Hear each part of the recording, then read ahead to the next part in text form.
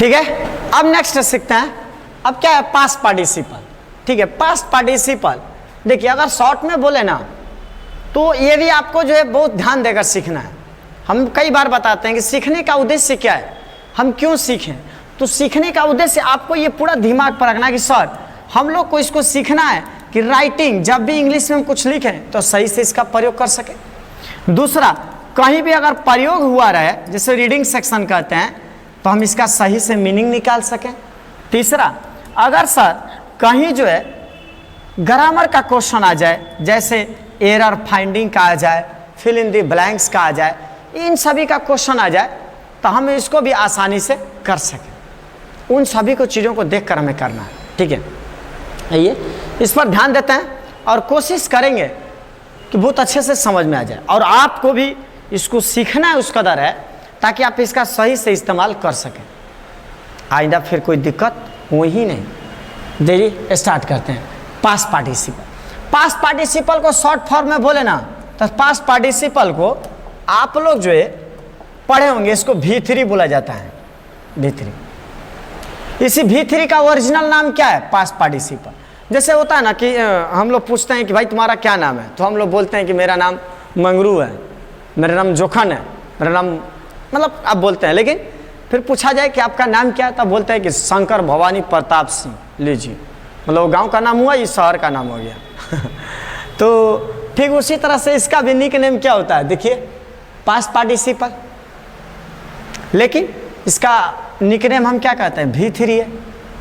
इसका भी वैसे ही हाल है। तो इसी V3 को जो हम इतना दिन से रटते आए ना, तो इसका हम प्रयोग सीखेंगे कि सर V3 कैसे बनता है, इसका प्रयोग क्यों किया जाता है, कहाँ होता है, सारे सवाल का जवाब इसी में।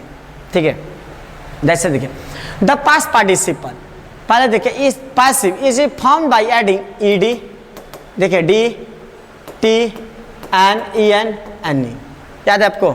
ये रिटेन आप लोग लिखते हैं ना, रिटेन, ये क्या जोड़ रहे हैं लास्ट में? E N. टेक होता है ना, टेक, टेक का थर्ड फॉर्म क्या होता है? टेकन, नहीं होता है। अब उसके बाद मतलब जैसे ईडी वाला ले लीजिए, अब ईडी वाला कोई ले लीजिए, कोई भी, बहुत सारा प्ले है ना, प्ले मैंने खेलना, तब प्ले का थर्ड फॉर्म क्या होगा? प्लेड। देखिए ईडी जुट गया। तो V3 ऐसे ही बनता है। हाँ, इसमें दो तरह क्रिया होती हैं, रेगुलर इरेगुलर। ठीक है, तो रेगुलर इरेगुलर V2 में जो होता है V3 में वैसा ही होता है, सब क्या होता है? रेगुलर होता है। और इरेगुलर V2 में कुछ और रूप और V3 में कुछ और रूप। जैसे रोट, WROT, रोट, राइट का सेकेंड फॉर्म रोट, ये क्या हुआ? और थर्ड फॉर्म रिटेन। तो V2 में अलग दिखाई दिया, रिटेन में अलग, मतलब ये रेगुलर है और वो इरेगुलर। ठीक है, इरेगुलर आपको रहेगा ना तो दोनों में सेम रहेगा, और रेगुलर का मतलब दोनों में डिफरेंस रहेगा। ठीक है, चलिए आगे। तो अब जैसे यहाँ पर देखिए टॉक्ड दिया मैंने, ईडी जोड़ रखा है, वाह देखिए वास दिया है, स्लैप्ट दिया है, टी जोड़ दिया मैंने। तो ये सभी V3 हैं और इसे हमें जानने की जरूरत पड़ जाती है कि सर इसका प्रयोग कहाँ किया जाता है। देखिए ये मक्खी, ये मेरा दुश्मन है। ठीक है, पढ़ाते समय ये एक ना एक आना ही है मेरा। इनसे कोई लगता है कि आत्मा किसी का, जैसे नहीं होता है मैं इंग्लिश पढ़ा रहा हूँ तो कोई और इंग्लिश टीचर, चाहे मान लीजिए किसी का आत्मा आ जाता हो कि मैं तुम्हें पढ़ाने नहीं दूंगा, वैसा ही कंडीशन हो जाता है। ठीक है, चलिए आगे। The children played with the excited dog, बोला कि the injured cyclist was help. देखिए यहाँ पर कैसे हुआ है और यहाँ पर कैसे हुआ है, ये एडजेक्टिव के रूप में है और यहाँ पैसिव वॉइस में ही। The train will have left, देखिए यहाँ V3 लगा। आई हैड एक्सपेक्टेड, देखिए यहाँ पर V3 लगा। तो यहाँ पर आपको क्या देखने को मिल रहा है कि V3 का प्रयोग किया गया है। इसी V3 को क्या कहते हैं? Past participle. तो जो आप ये डिफरेंट तरीका का देख रहे हैं कि sir present perfect, past perfect, future perfect, यहाँ तक कि पैसिव वॉइस में, कहीं एडजेक्टिव में, इसका प्रयोग हो रहा है। सर क्यों ऐसा क्यों होता है? पहले तो सवाल ये होता है, मैं आपके सामने एक सवाल दे रहा हूँ ग्रामर का सबसे आसान सवाल कि पैसिव वॉइस में V3 पास्ट पार्टिसिपल का ही प्रयोग क्यों किया जाता है? जवाब दीजिए, हम आपको रिवार्ड देंगे। ठीक है, चलिए आगे बढ़ते हैं। अब आइए इसको हम सीखते हैं कि V3 का प्रयोग कहाँ किया जाता है। देखिए use of past participle, use of past participle में हम अब ये समझेंगे कि सर पास्ट पार्टिसिपल का प्रयोग कहाँ किया जाता है। ज़्यादा नियम नहीं है। ठीक है, पहला इट इंडिकेट्स फिनिश्ड और complete action. Present perfect, past perfect, future perfect, इसमें V3 का प्रयोग किया जाता है। क्यों? To show finished action. जैसे he has finish his work, उसने अपना काम समाप्त कर लिया, मतलब काम खत्म हो गया। ये अगर आपने लिख भी है ना कि he has retain a story, अगर आपने लिखा कि he has retain a story, तो इसका मतलब क्या हुआ? उसने एक कहानी लिख चुका है, मतलब that's work has been completed, वो वर्क कंप्लीट हो चुका है। उसके लिए प्रेजेंट परफेक्ट टेंस का यूज में V3 का मतलब पास्ट पार्टिसिपल का यूज कर दें। पास्ट परफेक्ट टेंस में भी उसी लिए प्रयोग किया जाता है कि कोई एक्शन खत्म हो गया था। सी हैड ऑलरेडी गॉन, मतलब जा चुकी थी, मतलब कार्य खत्म हो गया था। He will have posted the letter, वो लेटर पोस्ट कर दी चुके होंगे। ये क्या? फ्यूचर परफेक्ट, मतलब फ्यूचर में यह काम कंप्लीट हो जाएगा इतना तब, तो इसके लिए आप यूज करते हैं finished action.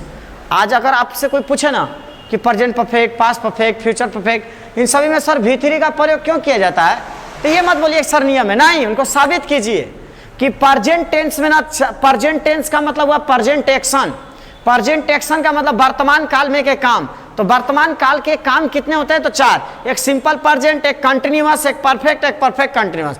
Present simple present जो काम होता है रेगुलर होता रहता है, कंटिन्यूअस जो प्रेजेंट में जारी हो, प्रेजेंट परफेक्ट जो भी कुछ देर पहले ही खत्म हुआ, प्रेजेंट परफेक्ट कंटिन्यूअस जो शुरू हुआ और अभी से चल रहा है।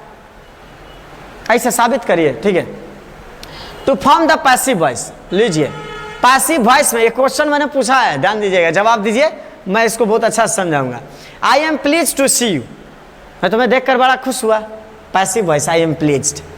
ही वॉज हैंग, देखिए पैसिव है। He will be punished, passive है। तो पैसिव सेंटेंसों में आप जो बनाते हैं एक्टिव से पैसिव, ठीक है, एक्टिव से पैसिव बनाते हैं। जैसे आप लिख दिए ही रोट अ स्टोरी, तो आप पैसिव क्या बनाते हैं? A story was written by him, बनाते हैं ना। देखिए इसको बनाते ही नहीं बनाते हैं, तो यहां पर आपको क्या लग रहा है? देखिए रिटेन पैसिव वॉइस में हमने यूज किया, 2 नियम। तीसरा, this form is used as an adjective, ये तो बहुत ही मस्त चैप्टर है, एडजेक्टिव की तरह यूज होता है, ठीक है। मैं आपको एक क्लियर बात समझा रहा हूं, देखिएगा, मैं बहुत क्लियर एकदम करके समझाता हूं, देखिएगा।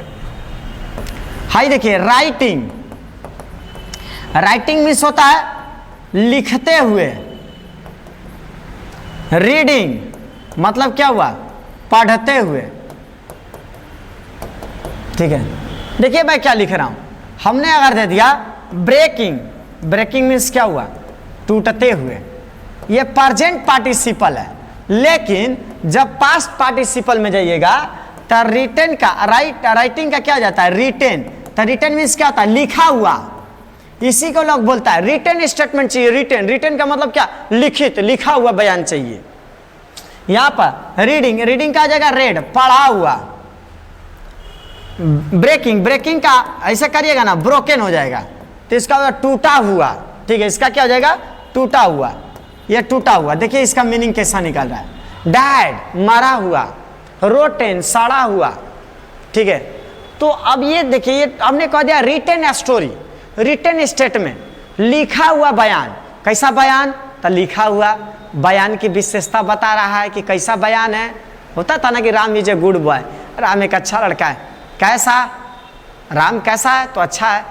तो अच्छा किसकी विशेषता बता रहा था? राम की, कि राम अच्छा है, इसीलिए नाउन की विशेषता बता रहा था, इसीलिए गुड को एडजेक्टिव कह दिया गया, क्योंकि दूसरे का विशेषता बता रहा है कि वो कैसा है। उसी तरह से यहाँ पर भी रिटेन स्टेटमेंट, लिखा हुआ बयान। कैसा बयान? तो लिखा हुआ। तो आप देखिए ये रिटेन किसकी विशेषता बता रहा है? स्टेटमेंट का। कैसा स्टेटमेंट? तो लिखा हुआ। तो स्टेटमेंट क्या हुआ? नाउन, नाउन की विशेषता बताया, एडजेक्टिव। यहाँ पर देखिए finish goods, fallen trees, broken pen, टूटे हुए कलम, गिरे हुए पेड़, टॉर्न पेजेस, लिख लीजिए फटे हुए पेज, सोल्ड गुड, बेचे हुए सामान, born first, land money, read वाले पैसे, इसे भी क्या एडजेक्टिव के रूप में यूज किया जाता है, ठीक है। V3, तो ये आपको याद रखना चाहिए। पास्ट पार्टिसिपल, पास्ट पार्टिसिपल का वर्ड देखिए, निक नेम V3 है, इसका ओरिजिनल नेम V3 का ओरिजिनल नेम पास्ट पार्टिसिपल होता है। पास्ट पार्टिसिपल का प्रयोग सभी परफेक्ट टेंसों में फिनिश एक्शन की काम समाप्त हो गया उसके लिए प्रयोग किया जाता है। नियम नंबर 2, अगर कोई सेंटेंस पैसिव में हो तो पैसिव वॉइस में इसी भीतरी मतलब पास्ट पार्टिसिपल का प्रयोग करते हैं। नियम नंबर 3, पास्ट पार्टिसिपल का प्रयोग एडजेक्टिव के रूप में भी किया जाता है, जैसे स्टोलन, स्टोलन मीन्स क्या हुआ, चुराई हुई, रिटेन लिखा हुआ, ब्रोकन टूटा हुआ, ठीक है। यहाँ पर देखिए सोल्ड बेचा हुआ, फॉलन गिरा हुआ, एडजेक्टिव के रूप में भी इसका प्रयोग किया जाता है। Thank you.